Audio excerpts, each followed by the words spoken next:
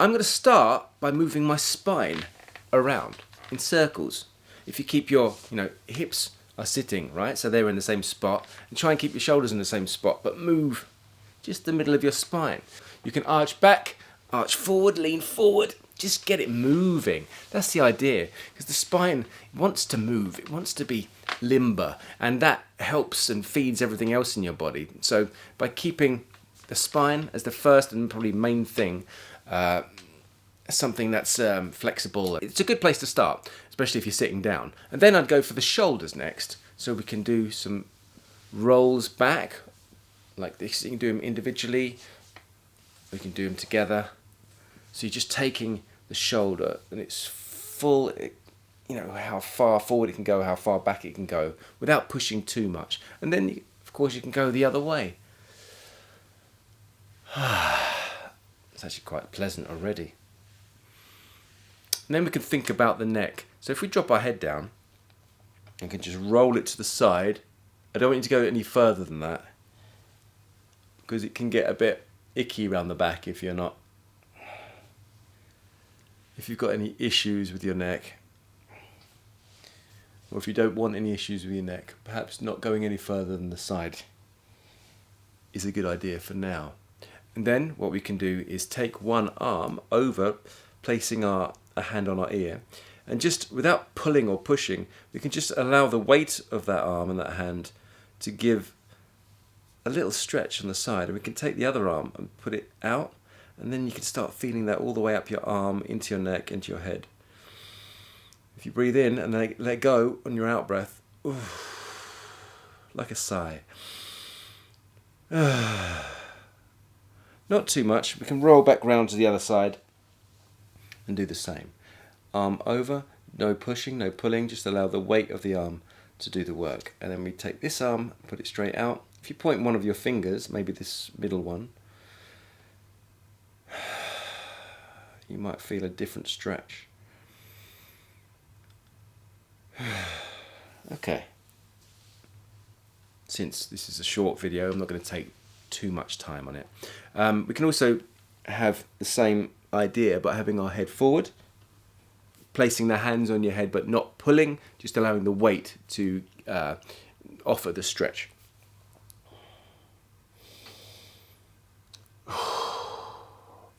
And again, it's on the out breath we really let go and really allow that lengthening to take place. Okay, so that's a brief little physical warm-up from your seat that you can do. What else you could do is also maybe, perhaps, because we're going to start warming up the mouth, the voice, and the articulators, is you can actually give a little massage around your jaw. If you follow your teeth through your cheeks around to where the teeth meet, the bottom and the top meet, there's a muscle in there. And this is a muscle that often doesn't get enough attention. It's really worth giving it a little massage from time to time, because it can get very sore, it can get very tight. And this can really affect your articulation, how well you're able to open and close your mouth, and how easy that is. A lot of people, like myself, who tend to mumble, you'd find that if this jaw muscle was a little more limber, your jaw would open and close much easier, and therefore you might find it easier to articulate yourself clearer. Also, you can massage underneath the jaw here. I find this a little painful. I've got some tension there, you see. And round the back of the head. Find any spots in your head, neck and shoulders that you feel might be a little bit tense, and give them a little work. Just give them a little bit of attention. Again, we're going to move on, but you can take it as long as you like with these things. And of course, if you have time for a full body warm up, it's always worth doing. Now we're going to start warming up the voice. Now I'm going to start by yawning. I don't want to push or make too much noise on the way out, but do make some. Have that feeling of a sigh, letting go, let the body flop, just let everything come out in its own way.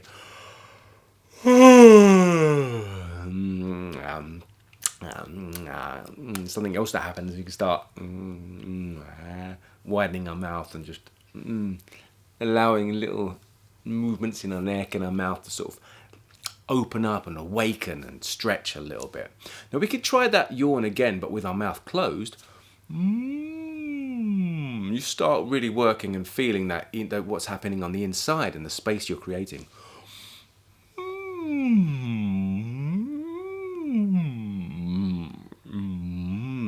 And now we're getting into a hum, so I want to sort of utilize that sigh feeling, but on a hum.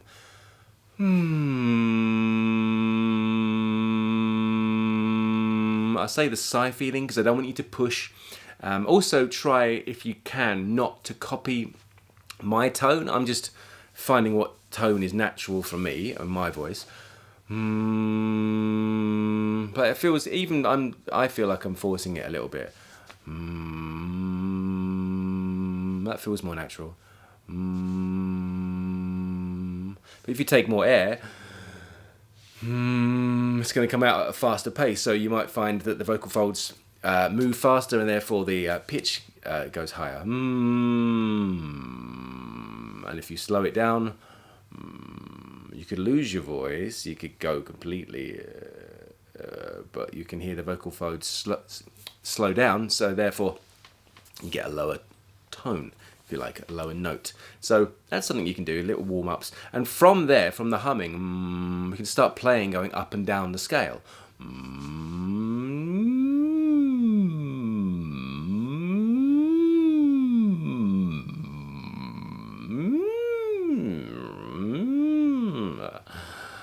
Remember to breathe. It's very important to breathe. You need to breathe. Breathe.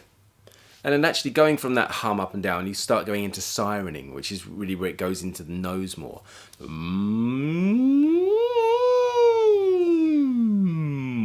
What you find is the tongue blocks off the top and allows those vibrations to go up into your nasal cavity.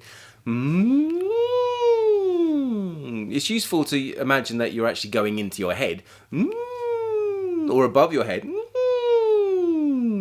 then down into your chest or your belly. So if you consider, like, use your imagination to think that the voice is going lower than it is and higher than it is, and these vibrations are traveling to those places, you'll probably be able to get further with it, but also you're kind of ensuring that you're giving yourself a good range of movement in that warm-up and considering different parts of your voice you might not usually. Again, explore, play with it. As always, you need to have a playful attitude when you're a voice actor or when you're using your voice and improving. That's going to stop you from judging yourself, and you're just going to be have more fun, and you'll discover things and you become just a better speaker in general, I find. So now we've done a bit of the body warm-up and we've done some of the voice warm-up. We can do a more dedicated articulation warm-up, and one of the main articulators is the tongue. So we're going to start with a tongue trill. If you can't do a tongue trill, there's a video here that's going to help you do that. If you think of the first two words of drill, and just hold on the R. Again, you can go up and down with this.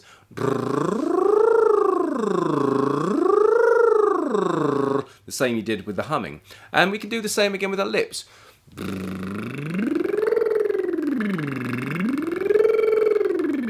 If you're someone who finds it difficult to do the lips, you can put your fingers in the soft part of your cheeks here, like this.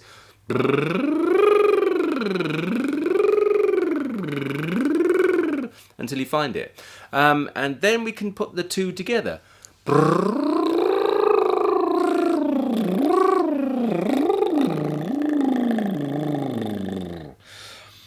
Yeah. And so what I'm going to do here is, now I've done a little articulation warm-up, is to do a dexterity exercise, or two dexterity exercises actually. This is something a lot of people here are quite fond of, and so I'm going to do it again because it really works. And the first one is Badaga Padaga, Bodogo Podogo, Budugu Pudugu, Bidigi Pidigi, Bedege Pedege. And what we do, we repeat that on one breath as many times as we can and get faster and faster as we go. Badaga Padaga, Bodogo Podogo, Budugu Pudugu, Bidigi Pidigi, Bedege Pedege. Badaga Padaga, Bodogo Podogo, Budugu Pudugu, Bidigi Pidigi, Bedege Pedege. I'm out of practice with this. Badaga Padaga, Bodogo Podogo, Budugu Pudugu, Bidigi Pidigi, Bedege Pedege. Badaga Padaga, Bodogo Podogo, Budugu Pudugu, Bidigi Pidigi, Bedege Bedege. Badaga Padaga, Bodogo Podogo, Budugu Pudugu, Bidigi Pidigi, Bedege Bedege. So yeah, you can start getting faster, and some people say, especially speech therapists, that tongue twisters don't do anything, but they do. They help your brain and your body connect to sounds and words in a way that when you start using other words and sounds, you're just better able to connect and put these things together. And it's dexterity, right? It's like nimbleness. It's the ability to be able to do something. And you don't get there without practice. So these kind of exercises are really good, and tongue twisters too, at helping you prepare those muscles. And it's practice. This is exercise. This is what you do in the day, and before you go off to work or before you go off to speak, to ready yourself. And this is why this short 10-minute video should be quite useful for anyone daily to do. The other one of these is very similar, but it's manaladabaza, monolodovozo, munuluduvuzu, minilidivizi, meneleidebeze. This one's tough.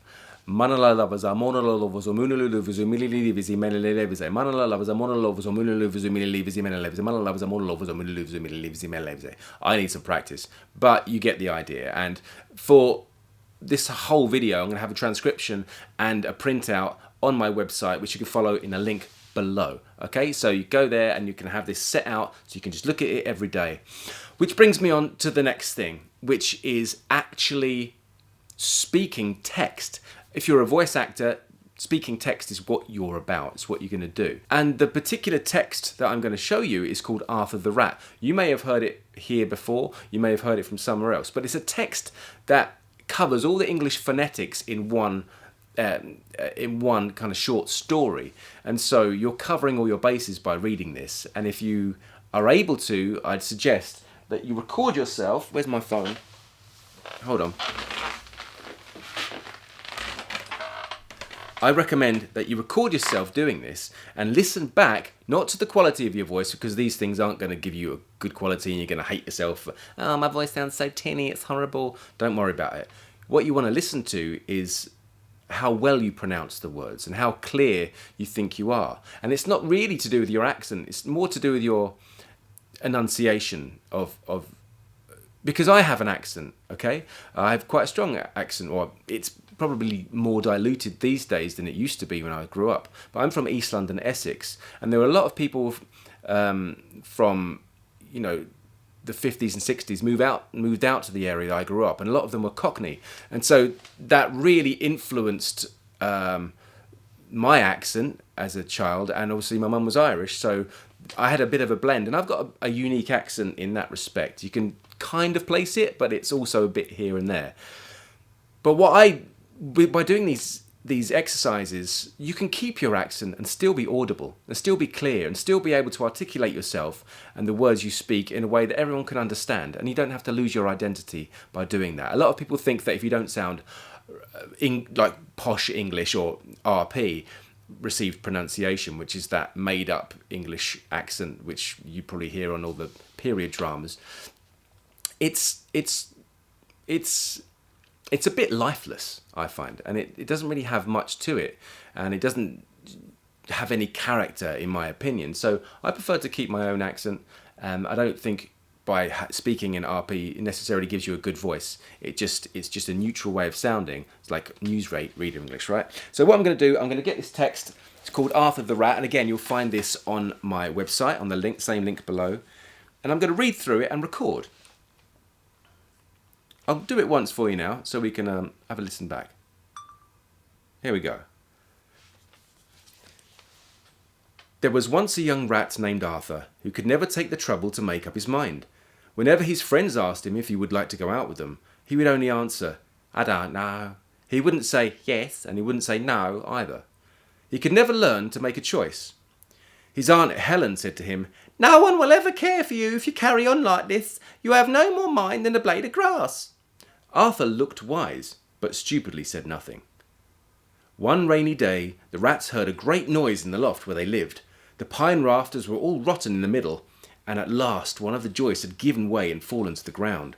The walls shook, and all the rats' hair stood on end with fear and horror. "This won't do," said the old rat who was chief. "I'll send out scouts to search for a new home." I'm not going to go through the whole text. I'll stop there. But I am not necessarily looking for too much in the storytelling. I feel I understand this story enough. I've heard it many times. But I am interested in critiquing myself over the choices I make with the other voices. I have my narration voice. I've got different character voices.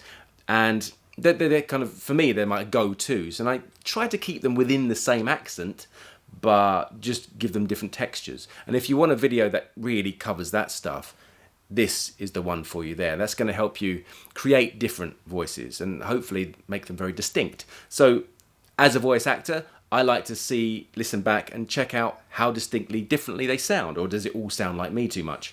Here we go. There was once a young rat named Arthur who could never take the trouble to make up his mind.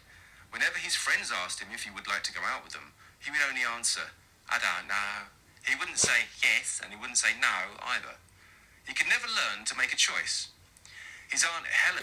So, I mean, that's clear enough. I mean, I have 2 kids, so I'm able to read stories to them every night, and we get quite elaborate. And I even make some up sometimes, and I just so I can have a play with different sounds and different voices, different characters, different accents. I make accents up. I just allow myself to flow, but trouble is when you do that, you start, there's no consistency to it, and so that's something that I'm working on. But for you, it might be your articulation, it might be the pacing, the speed of your delivery, it could be anything. It might even just be you might mumble or over-articulate. And so by listening back, you're going to be able to critique yourself. That's how you're going to grow. So this video, we've covered a basic physical warm-up from the upper body upwards, the voice warm-up, some articulation warm-up, and dexterity exercises, and this text. And then by recording it, listening back, you're going to see improvements. You're going to hear what you want to change, and you're going to start changing it, and you're going to get better. So I really hope this is useful for you. It's very short. Again, visit my website if you'd like to get the transcription and all the exercises from this video. And also, if you want to go deeper and really improve your voice and have a dedicated set of exercises daily for months at a time, then I have courses that are available to you also through the website. Thank you so much for watching. My name's Darren Mcstay. This is Improve Your Voice. And until the next time. In the morning time, I'm disrupted by your performance right on cue. All I ever wanted was a little more.